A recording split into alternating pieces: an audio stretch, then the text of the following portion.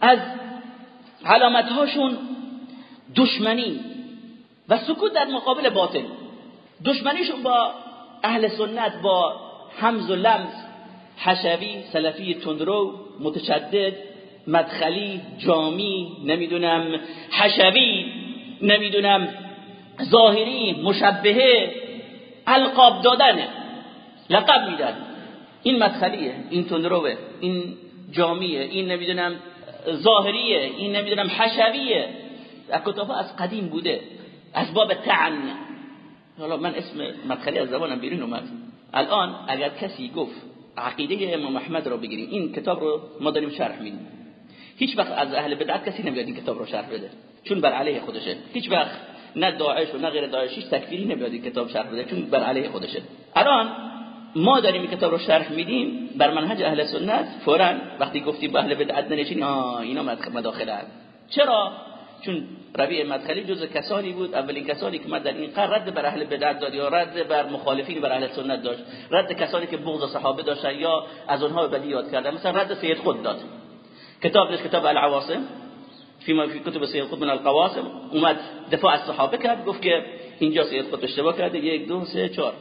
حالا ما کار نداریم یکی میگه لهجهش تنده، یکی ما بحثمون اینه که الان خدا ما میگه جزای خیرش از ما و مسلمانا بده که اومد گفت که واجد این بدیها تو کتاب هست، پرهیز بکنیم. ما باید حب صحابه داشته باشیم و کسانی که از صحابه بدی یاد میکنن ازش پرهیز بکنیم. این کاری که اینها کرد، این شخص کرد. کسی بیاد تهمت میزنه به ما، میگه شما مدخلی هستید. مدخلیت چیه؟ فتاوا مذهبمون مدخلیه چیه؟ ما میگیم ای دروغگو، چند بار ما پیش شیخ ربیع مدخلی نشستیم، کجا دیدیم ما نظر مدخلی گرفتیم؟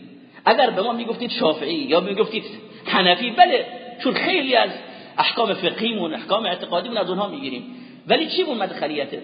چون ما میگیم که تکفیر نکنید، چون ما میگیم خروج بر علیه حکام درست نیست، چون ما میگیم کسانی که دعوتگر به این دعوتن پیروشون نباشید، از اونها نشنوید، با اونها ننشینید. چه کسی دعوت بده و چه کسی هوادار اینها باشه، سنگ اینها را به سینه بزنه، ما باهاشون آبمون در یک جو نمیره. نمیتونیم بشینیم، نمیتونیم کتابشون رو بخونیم، نمیتونیم کسانی که طرفدار بغض صحابه ان یا کسانی که بدبینی میکنن اصحاب رسول الله صلی الله علیه و سلم، نمیتونیم باهاشون از یک آب بخوریم. بله شاید سلام علیکی داشته باشیم، شاید سر یک سفره بشینیم، ولی قلبا به خاطر بغضشون نسبت به اصحاب بغضشون فی الله داریم. حالا میخواد هر کسی باشه. در مقابل فکر نکنید که این بغض از ماست، اونها هم بدتر از اون بغض ما رو دارن. اونها به خون ما تشنن، اونها شاید پولم بذارن بگن آقا 10 میلیون 20 میلیون سر فلانی رو بزنید برای ما بیارید. تا این قدر اونها معادات و دشمنی دارن. غیر از لقب دادن، بله خداوند ما رو رها کرده از لقب دادن، از توهین کردن. ولی شما میبینید علامت مخالفین با اهل سنت چیه؟ طعن زدن و لقب دادن، همز و لمز کردن. ویل لکل همزة لمزة، همز و لمز کردن، مدخلی و جامی، تندرو، متشدد، خوش، بی حکمت، فقط طعن. یعنی مثل که هیچ خوبی در اینها نیست. وقتی که بحث از یک کسی که بغض صحابه داره میکنی، سنگش رو بسید. نه، آدم خوبی ها داره، بدی ها داره. الذين يستمعون القول فيتبعون احسنه. انصافات خوبی شه. ولی بحث شیخ ربیع کن، نه این دیگه نزدیکش نشو، این دیگه خلاص تمام درش رو بند. اینها تندرو بند.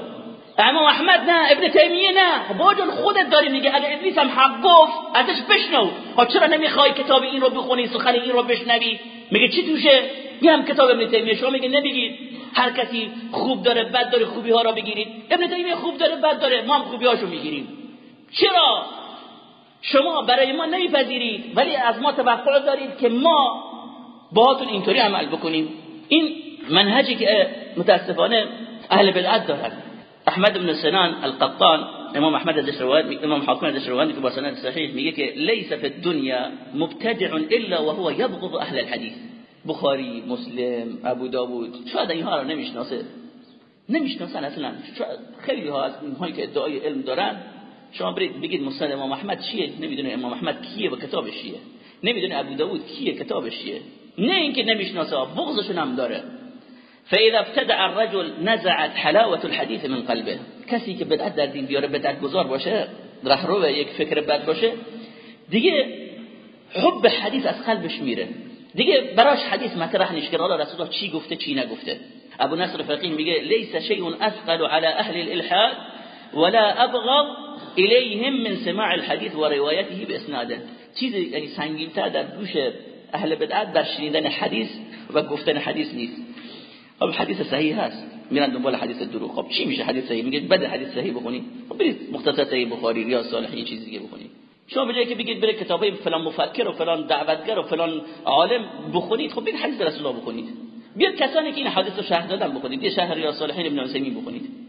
چرا هی گرفتی نمیدونم فلان مفکر و فلان اندیشمند و فلان نمیدونم غربگرا و نمیدونم از اون اشخاص بشنویم؟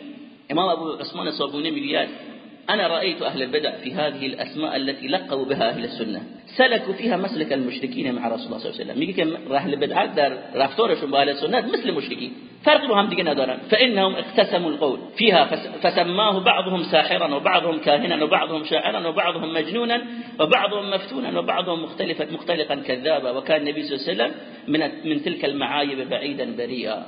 اومدن گفتن ساحر و جادوگر و دروغگو و نمیدونم همه اینها القاب رسول الله صلى الله عليه وسلم بريء بود. انظر كيف ضربوا لك الامثال فضلوا فلا يستطيعون سبيلا كذلك المبتدع خذلهم الله اقتسموا القول في حملة اخباره ونقلة آثاره ورواة احاديثه المهتدين به المهتدين بسنته.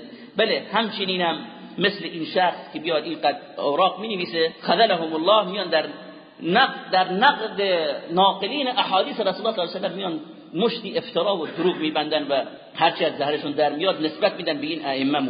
کارشون اهل بدعت اینه، این علامتشونه، بغضشون و اعلان دشمنی باهاشون. اینها از دورانی که اینجا بهمون ابو عثمان صابونی نقل میکنه از 10 قرن قبل تا الان همچنان راه اهل بدعت همینه. يا نفس إن لم تظفري لا تجزعي